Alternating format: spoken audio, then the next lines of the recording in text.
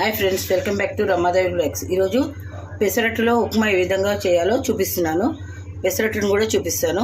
ముందుగా కడాయిలో నూనె వేసుకొని ఇందులో ఆవాలు, కొద్దిగా చిరపట్లాడుతుండగా జీలకర్ర, పప్పు,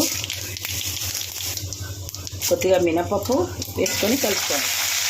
కరివేపాకు సన్నగా తగినటువంటి పచ్చిమిరపకాయ ముక్కలు, తర్వాత సన్నగా తరిగినటువంటి ఉల్లిపాయలు వేసి ఇందులో 1 గ్లాస్ రవ్వకి 3.5 గ్లాసుల నీళ్ళు, 1 2 3.5 గ్లాసుల నీళ్ళు వేసి తగినంత ఉప్పు వేసుకోవాలి. ఎందుకంటే పెసరట్లో కూడా ఉప్పు ఉంటుంది కాబట్టి చూసి వేసుకోవాలి. ఆ పెసరట్టు ఉప్మా రెసిపీ ఇంకో వీడియోలో చూపిస్తాను. ఇప్పుడు 1 గ్లాస్ రవ్వని దీంట్లో వేసి కలుపుకోవాలి. ఇది కొద్దిగా మెత్తగానే ఉంటే బాగుంటుంది, ఎందుకంటే పెసరట్టుపై పెడతాం కాబట్టి.